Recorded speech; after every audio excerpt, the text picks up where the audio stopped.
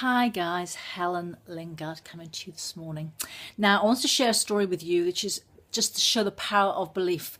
I've been listening on and off to a book called The New Cybernetics by Maxwell Waltz, and it's basically about self-image. And Maxwell Waltz is he used to be a plastic surgeon or cosmetic surgeon really, and which is, if you don't know, they alter people's appearances. They do nose jobs and they'll, just improve people's appearance if they want it.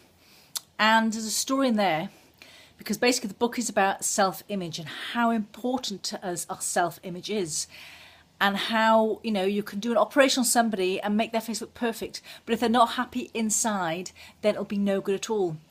Now I've listened to this a few times and it gets me every time I listen to it.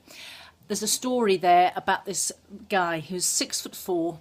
He'd been with this girl for a long time, and she said to him, "I'll never marry you because you've got a big top lip."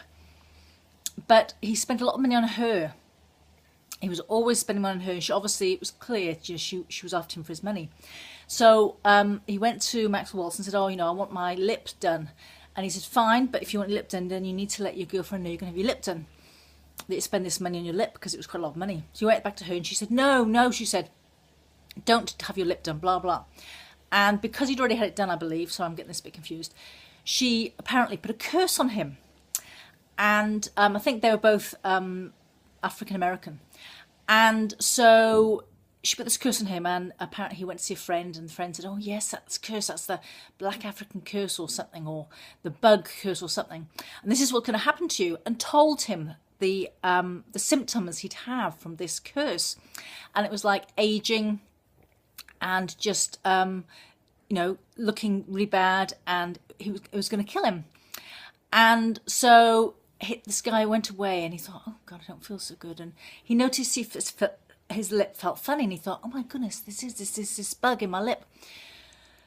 And so he went back to Maxwell Waltz to say, "Look, I've got this bug." And he didn't have a bug at all. The doctor looked at him and said, "No, you just got adhesions in your lip," which is what you get sometimes when you have surgery. I'm an ex-nurse, that's what I know. You have bits of skin underneath stick together and they have to cut them apart to release them. "No," he said, "you've got adhesions. I can release that for you." And so this guy walked into his office. He said the guy had been about in his 30s, and the guy walked into his office feeling he had this bug, had aged. He was 6'4", but he was shrunken and he looked really old because he believed what he'd been told about this bug in his lip they didn't even have.